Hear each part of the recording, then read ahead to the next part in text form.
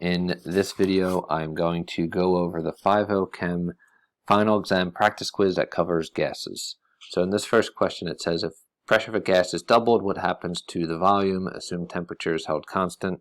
So when you see these things, when you see pressure, what I want you to think about is collisions between the gas particles and the walls of the container. And when you see temperature, think about how fast the particles are moving, the average kinetic energy. So if pressure is doubled, if you have this imaginary container where you can increase the force of this piston, what it's saying is you're pushing down more and the volume is going to decrease. Now, the equation we start off with, and this is really the combined gas law, P1 V1 over T1 equals P2 V2 over T2. And since temperature is being held constant, this is how we get Boyle's law. And if you wanted to, you can kind of make up your own numbers here. Say we have the pressure is 1 atm, the initial volume we could just say is 10 liters. Now if the pressure is doubled, it's going to 2 atm. And if you do this math to figure out what the volume is, really what happens is you're doing 10 divided by 2 is giving you 5, which is half the volume.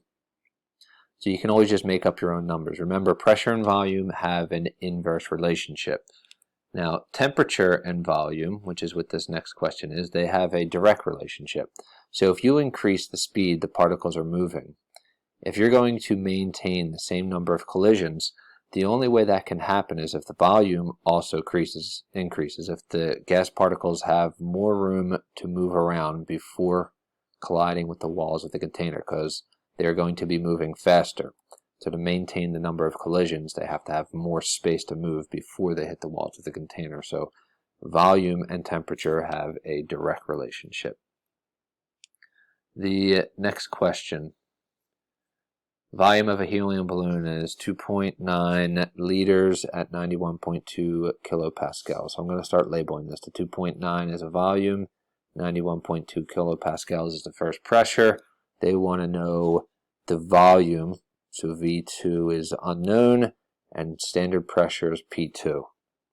So what this is telling us is we're going to use Boyle's law. P1 V1 equals P2 V2.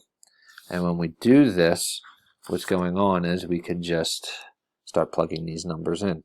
So the first pressure is 91.2 kilopascals. The first volume was 2.9 liters.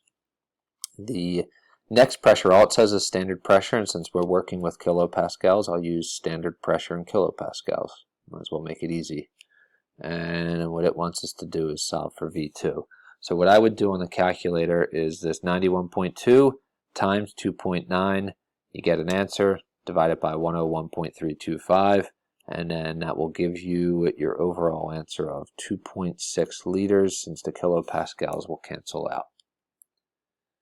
Next one, gas has a volume of 41.3 milliliters. So that's the first volume. 19 degrees Celsius is the first temperature.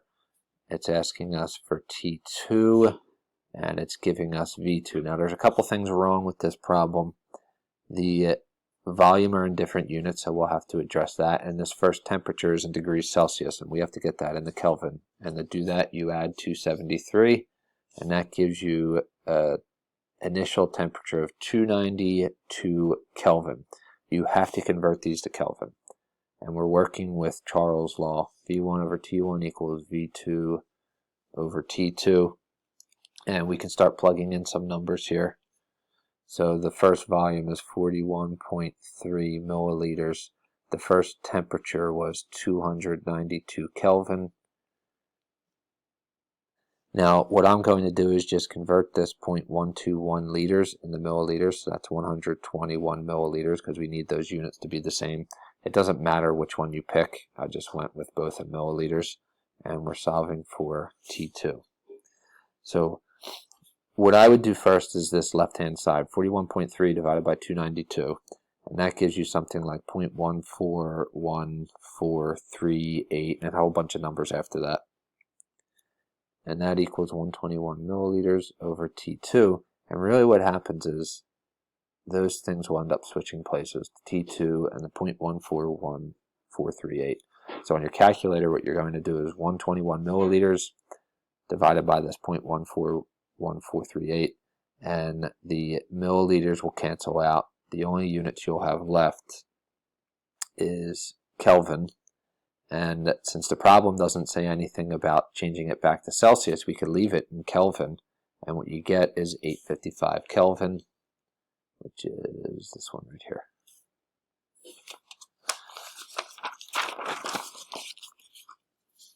All right, for number 5, atmospheric pressure in millimeters of mercury. If the partial pressures of nitrogen, oxygen, and argon are 77.75 kilopascals, 0.197 atmospheres, and 14.9 millimeters of mercury, respectively. So this is a Dalton's law problem, where the total pressure in this case is going to be the partial pressure of the nitrogen added to the oxygen and the argon.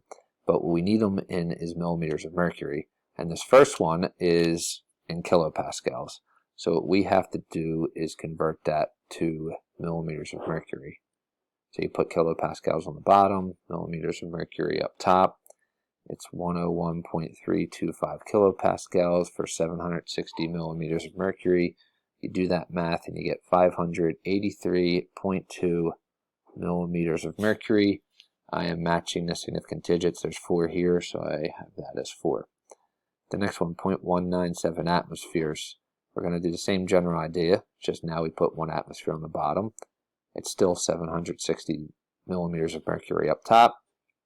And we end up getting, on the calculator, you get something like 149.72. But since this is 3 significant digits, I'm going to round this off to 3 significant digits, and we get 150 millimeters of mercury. And now this last one is already in millimeters of mercury. That's 14.9. So I could just put that right there. And when you add these up, you end up getting 748.1 millimeters of mercury. But since now when you're adding, you go by the least number of decimal places, and this 150 is a whole number, what you end up doing is rounding that off to a whole number, so you get 748 millimeters of mercury. All right, for this next one, pressure of 37.9 milliliters. What is the pressure of? All right, so that first pressure is the unknown. We have 37.9 as the initial volume. We have this 39 degrees Celsius as our T1, which we have to convert to Kelvin. So you add 273, and that gives you 312 Kelvin. And then we have V2 is 82.1. T2 is 15 degrees Celsius, which is 288 Kelvin. And then we have that P2. So we are doing the combined gas law here. P1 V1 over T1 equals P2 V2 over T2. And when you do this, you have P1 times 37.9 milliliters over T1, which was 312 Kelvin. And that's going to equal to P2 was 2.33 atmospheres times V2, which is 82.1 milliliters. And T2 was 288 Kelvin. So you have a whole lot of numbers here. And what I would do first is this right-hand side where you have all these variables. I would multiply all those out, and that gives you 0.664211.8.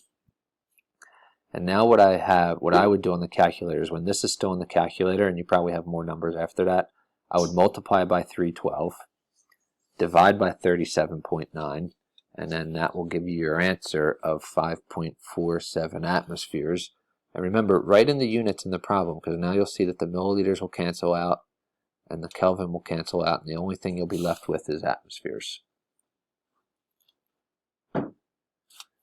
What are the units for the universal gas constant when the value is 0.0821? So this one's pretty straightforward. That's liters atmospheres per mole K. That's the one we tend to use. Alright, now this problem is different because it's bringing in mass. So that's telling you that you are going to need to use PV equals nRT. It's asking for volume. It's telling you have 20 grams. It's giving you the temperature in degrees Celsius and the pressure in kilopascals. Now the problem is we need these units because R is going to have liters atmospheres per mole K. So we have to make sure everything is in those units. So first thing I'm going to do is take that 20.0 grams of CO2 and convert that to moles. So you put grams on the bottom, 1 mole up top. The molar mass of CO2 is 44.0 grams because carbon is 12, oxygen is 16 apiece, so that's 32 plus 12 is giving you 44. Multiply this out, and that's giving you 0.455 moles of CO2. Now the next thing we have to do is fix the pressure. It's given in kilopascals, so 105 kilopascals. We want to convert that to atmospheres, so you need atmospheres up top. And this number is just a little bit higher than atmospheric pressure in kilopascals, so I should get a number just above 1 atmosphere. I get 1.04 atmospheres. And now the 25 degrees Celsius, I have to add 273 to that, and I get 298 Kelvin. So now I can go back to this equation. I want to solve for volume. So that becomes volume equals nRT over P. And now when I write all these numbers in, the number of moles is 0.455 moles. R is 0.0821 liters, atmospheres per mole K. And remember, write the units in because it helps you know if you're doing the problem right or not. And the temperature is 298 Kelvin. The pressure was 1.04 atmospheres. So moles will cancel out, Kelvin will cancel out, atmospheres will cancel out, liters will be the only thing left. And what you should get is 10.7. Now this problem is talking about percents. And sometimes with percents, a lot of times what we see with students is they're not sure if they should multiply or divide, so you have to pay attention to the wording. It's asking for total pressure. It's telling you oxygen makes up 60% of the total mixture, and that is 800 millimeters of mercury. So the 800 millimeters of mercury is going with the oxygen, and it's asking for total pressure. So you should end up with a number bigger than 800 millimeters of mercury because you're looking for total pressure. So sometimes people aren't sure if they should multiply or divide, and a lot of times people just multiply first. And if you do that, the 800, I took the 60%, made it a decimal, so 60.0 becomes 0.600. But if you do that, you get 480. You get a number smaller than that. So that's telling you that multiplying is not the right way to go because you're looking for total pressure. You need something bigger. So then, a lot of times, hopefully, if you realize that, you realize, well, if I'm not multiplying, then I should try dividing. And if you do 800 divided by 0.600, that gives you 1333.3 and repeating, which makes more sense, right? And then if you double check your math, you would see that this 800 would be 60% of that number. Now, since these things are all 3 significant digits, you would round that off to 3 significant digits, and you would get 1,330 with no decimal point there. Avogadro's law, specifically saying, well, graph for it, the volume is on the y-axis, molar mass is on the x. And really what's going on with Avogadro's law, at standard temperature and pressure, if you have 1 mole of a gas, it's going to take up 22.4 liters, regardless of what the gas is. And that's what this is getting at. So what we're saying is that the line would just be a straight horizontal line if these are the things on the y and x axis, right? Because 22.4 liters is 1 mole regardless of the molar mass of the gas. So we're going for straight horizontal line, no slope. And that is the gases review.